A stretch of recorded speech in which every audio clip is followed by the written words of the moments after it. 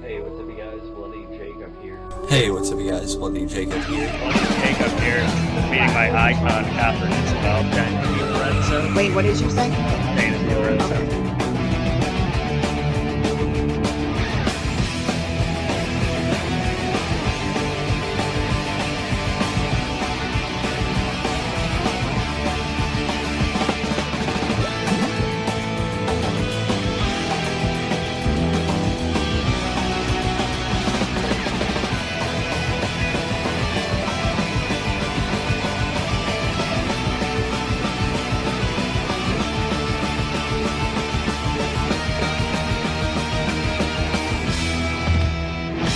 Have a good one. Mwah. You guys better subscribe and watch my friend on his YouTube channel. He is kicking ass.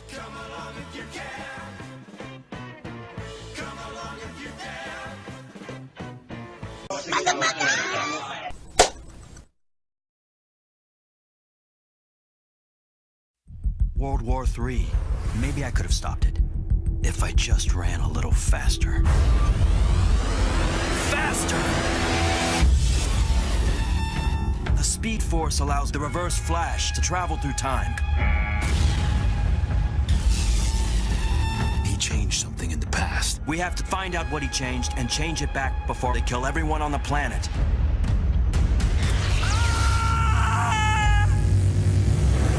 Hey, what's up, you guys? Bloody Jacob here to bring you another movie review. This time we're going to be talking about Justice League, the Flashpoint Paradox.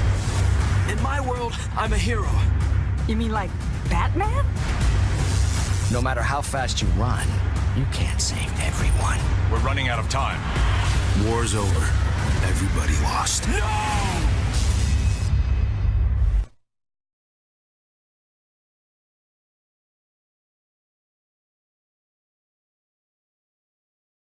Released in 2013, based upon the DC comic story of the same name, which was by Jeff Johns and Andy Colbert. It was scripted by Jim Krieg and directed by Jay Oliva, and it starred Justin Chambers voicing Barry Allen the Flash, as well as Thomas Howell as Edward Thorne, Professor Zoom, Michael B. Jordan as Cyborg, and Kevin McKidd as Thomas Wayne / the alternate reality Batman. As well as Kevin Conroy when we see our present, usual regular reality Batman, so, it's always good to have him. But yeah, so I've reviewed a number of DC animated movies in the past, as well as a little bit of Marvel here and there. And in general, most of them are pretty good. Some I'm more lukewarm about than others. Unfortunately, I didn't particularly care for Batman Year One. And I was a little bit underwhelmed by Gotham by Gaslight. But this one I've been meaning to watch for a while. Obviously, this is probably the most acclaimed of the DC films, at least along with things like Batman Under the Red Hood, which is probably still my favorite. And I do like things like Justice League Doom and a couple other ones as well. But this one is pretty good. I did like it quite a bit. Of course, I have the Blu-ray here. I got it at a pretty good price a while ago. I do like the cover for it quite a bit. Now, the Arrowverse on the CW, they did do a version of this, I guess, but of course they don't have access to characters like Batman, Wonder Woman, Aquaman, Cyborg, etc., so they couldn't really do it properly, so they kind of do their own smaller version of it in a way. So I was excited to see this version of the comics, and I've always been interested in seeing this adapted in a live action film too. I think it would have been great seeing Jeffrey Dean Morgan portray Thomas Wayne in this reality, but it doesn't seem like we're going to get that now. But yeah, I liked it. The voice work was fine. I didn't particularly care for some of the character designs, at least when they didn't have the masks on and stuff.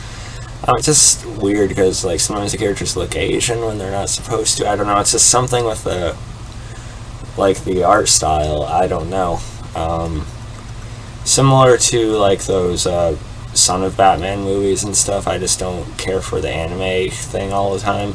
And this isn't always either, but there's like a weird looking Superman in this, which I didn't care for.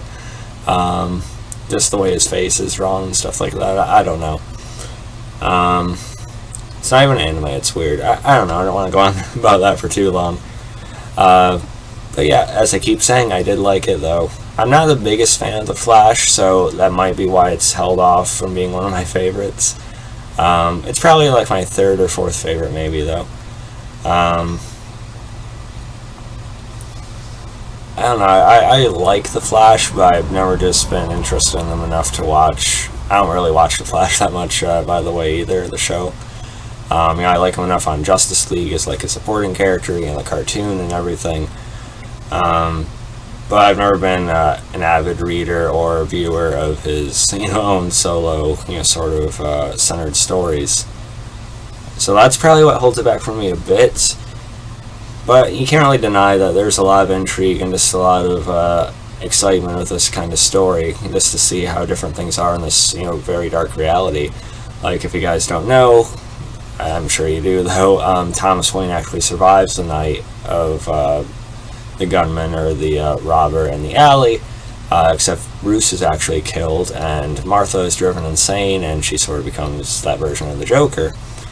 And Thomas, thus goes down a very dark path. He becomes Batman, but a much more violent version, uses guns, he kind of freely kills, stuff like that. So, yeah, again, it would have been great to see Jeffrey Dean Morgan be able to do that. So it's good when it focuses on him for the most part. I think the voice actor did an alright job.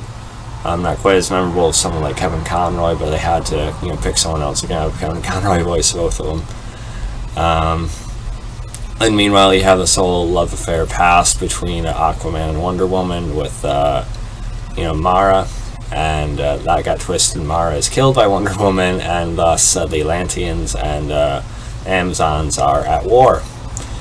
So that's another kind of darker turn for it. Wonder Woman and Aquaman are both essentially villains, or they're at least more consumed by their grudge with each other than anything else. And Superman in this movie is supposedly non-existent as well, or maybe something landed but nothing came out, who knows. So yeah, just the premise in and of itself is probably the most interesting part of it, and I do really like the open chaos of the world's almost literally falling apart. Just all the violence, it's even worse than the usual DC reality is, if that's possible. And yeah, so I was into it, and once I got a little bit further along, past the Flash's usual stick at the beginning. The setup, it doesn't take too long though. And the whole Reverse Flash Professor Zoom thing, I do think he makes a decent villain though, and I did actually like his look in the movie. Didn't really have an issue with his design. But yeah, I know this is some people's favorite, and I get it. I just never cared for the Flash that much. But this is still an essential one to watch for whoever you're a fan of. It's kind of worth it for the Batman part alone too, because they do make a pretty good emotional touch by the end. I don't know if I want to spoil it or not, but yeah, it's been out for a while now.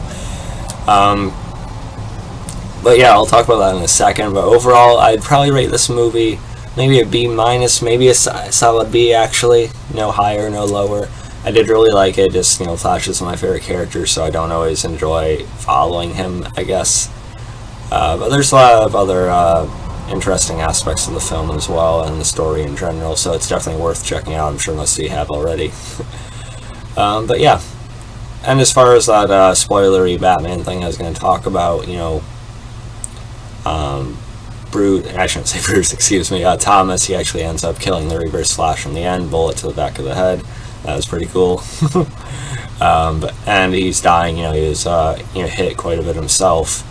He managed to make it there and put the Reverse Flash down. Then he also had written a letter, to his son, after the Flash had, filled him in on the reality break that he caused because Flash had gone back in time, to save his mother, and it screwed everything else up.